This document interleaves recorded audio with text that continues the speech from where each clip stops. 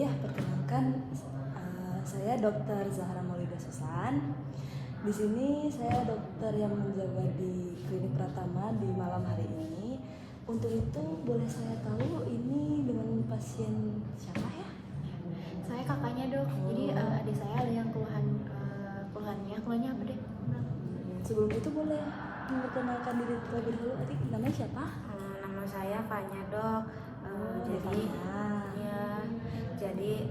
Saya tuh kan baru masuk kuliah, terus saya tuh emang gak biasa bergadang gitu dok. Saya tuh kuliahnya tuh kedokteran, dimana itu tuh gimana ya dok, tugasnya teh berbejibun banget. Saya teh jadi harus bergadang terus, dan saya emang gak bisa kalau nggak bergadang teh nggak minum kopi dok. Jadi gimana ya dok, kalau nggak minum kopi saya teh harus makan pedas biar mata saya teh bentak gitu dok, istilahnya kalau bahasa Sundanya mah. Sebelum itu ada ngerasa keluhan apa gitu mungkin di dalam di perut atau di bagian dada?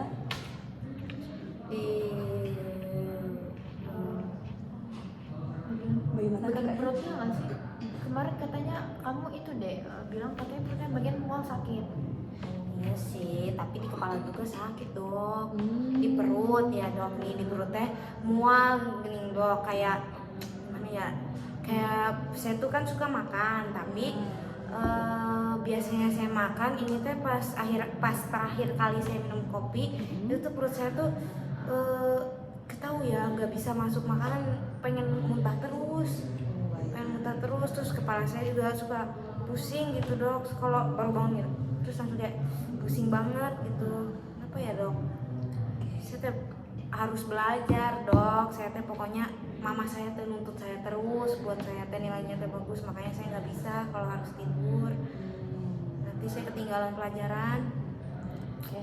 Berarti selain mungkin ada tuntunan akademis dan adik suka minum kopi, mungkin ada gejala-gejala lain selain itu atau faktor-faktor lain? Nggak ada sih dok, paling mual, pusing, sakit perut, gitu dok. Saya juga punya mah. Apakah dia sering telat makan gitu? Ya enggak sih, perasaan mah enggak sih kan. Dia kalau makan sih cukup teratur ya. Justru lebih banyak gitu. Mungkin karena faktor di kebanyakan minum kopi sih dok, soalnya kita sampai stok kopi berdus-dus gitu, soalnya buat biar praktis gitu kan gitu sih. Mungkin karena dari kebanyakan minum kopi mungkin bisa dok. Oke, baik. Sini saya sebutkan terlebih dahulu ya. Jadi Dek Fanya ini dari Fakultas Kedokteran juga ya. Dan mungkin dengan masih baru-baru masih suka bingung mau gimana. Iya dok, itu juga ada apa ya, katanya teh kata mama saya tuh Kenapa? apa teh kata mama teh yang itu yang bikin meninggal apa tuh? Cuci darah. Iya dok, kata mama saya teh katanya kalau minum kopi terus yang saset-sasetan gitu nanti cuci darah, nanti waktu kamu gak lama gitu. Katanya nanti ya saya takut meninggal dok.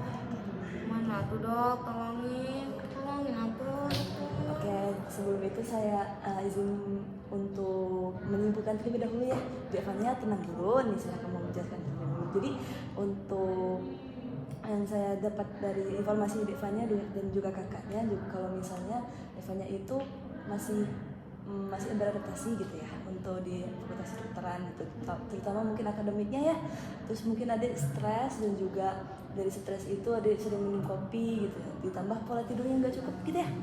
Nah terus juga di sini saya catat ada mengalami mual, terus pusing, terus juga rasanya apakah rasanya itu berputar-putar gitu ya. Terus setelah itu ada mungkin takut akan cuci darah gitu ya. Tenang ya. Di sini sebelum itu kita pemeriksaan fisik terlebih dahulu, oke? Iya dok, boleh.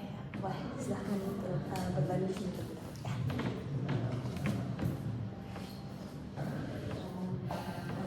Izin buka bajunya ya.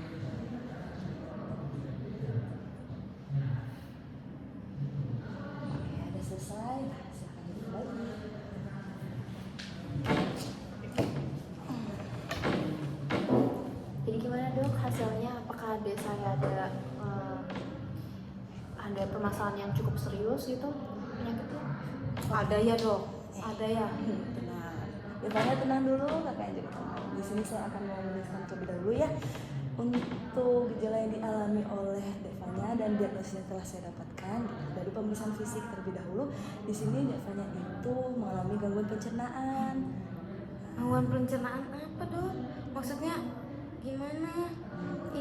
Gangguan pencernaan maksudnya apa sih? Iya, kok bisa kena gangguan pencernaan sih dok? Itu kan parah berarti dok. Padahal Iya. dia cuma karena minum kopi doang. Usus buntu dok? Tenang dulu ya. Saya izin memperjelaskan terlebih dahulu. Mungkin di sini Devanya masih belum tahu ya, sama kakaknya juga belum tahu gangguan pencernaan. Oke, di gangguan pencernaan itu bukan kita masukin ke usus buntu ya. Gitu. Jadi mungkin ada di situ bisa mengalami diare atau mah gitu. Nanti kita akan cek lab lagi kalau misalnya untuk anamnesis berikutnya gitu. Tapi di sini untuk gejala awalnya saya jelaskan terlebih dahulu kalau misalnya ini gangguan pencernaan saja. Jadi yang pertama, adik kan tadi juga bilang kalau adik itu mual ya, mual terus apakah saat mual itu pada saat makan ada rasa ingin muntah kembali atau enggak sebelum itu? Enak sih dok. Gitu, enak ya. Terus juga mungkin masih kembung gitu ya Iya mulutnya ya. kembung, iya kembung benar dok kembung. Oke. Nah di sini yang saya dapatkan kalau adik itu mengalami gangguan pencernaan. Nah tadi juga adik sempat ngomong apa cuci darah ya atau enggak? Kalau cuci darah itu beda lagi. Kalau cuci darah itu lebih ke ginjal. Ada itu. Enggak dok, kata mama saya. Pokoknya apa teh kak? Kalau misalnya seperti itu tuh bertanya ke ginjal si darah. Iya orang banyak kasusnya. Iya, ke tetangga kita aja sampai kayak gitu. Iya udah baru meninggal kemarin dok. Gara-gara kenapa saya tanya kenapa minum kopi terus saya panik makanya saya kesini karena gejala saya sama Iya, ya. kurang lebih gitu dok. Untuk itu Apa kita perlu pemeriksaan lagi gitu dok? Soalnya takut dokternya salah periksa gitu dok. Iya. baik oke. Di sini saya jelasin dulu ya. Jadi adik sering minum kopi. Nah di kopi itu adik tahu nggak mengandung zat apa? Tahu Apa ya? kafein? Oke, kafein. Adik tahu nggak kafein itu apakah berbahaya atau tidak? Enggak dok. Ini setahu saya sih enggak. Iya kata Justru saya bagus. Oke, nah jadi gini, kalau kafein itu memang ada yang memang untuk tubuh itu diperlukan dan ada yang tidak. Jadi kalau untuk kafein yang ada konsumsi sekarang itu berlebihan, nah itu justru yang berakibat fatal begitu. Jadi ada zat-zat kimiawinya yang akan merusak pada saluran pencernaan. Nah, makanya itu ada juga harus dijaga ini pola makannya, atau kalau makan teratur tapi sering minum kopi juga sama aja enggak begitu. Oke. Perasaan teh aku mah makannya terjaga. Iya dok. Yang masa masakin bisa? aja kakak saya. Iya, justru saya tuh nerapin ke adik saya itu makan yang 4 saat dan 5 sempurna. Masa ya kenanya ke gitu sih dok? Jadi dokter nyuruh kakak saya nggak benar masaknya gitu. Enggak begini ya. Mungkin saya lebih jelasin lebih detail ya. Oke, tenang dulu sebentar. Saya akan jelasin lebih detail. Nah, untuk penjelasan ini saya akan jelaskan terlebih dahulu mungkin dari segi makanan. Betul, makanan 4 sehat 5 sempurna itu penting. Tapi yang namanya menjaga pola hidup teratur atau pola hidup sehat itu susah. Bukan dari segi makanannya saja, tapi bagaimana adik mengatur waktu adik untuk belajar, untuk bermain, dan juga untuk istirahat. Nah, istirahat ini penting adik. Jadi kalau misalnya adik juga nggak jaga kesehatan, apalagi kalau stres adik juga tidak beraturan, sama saja enggak. Karena ingat sumber utama pemicu penyakit adalah stres. Begitu adik.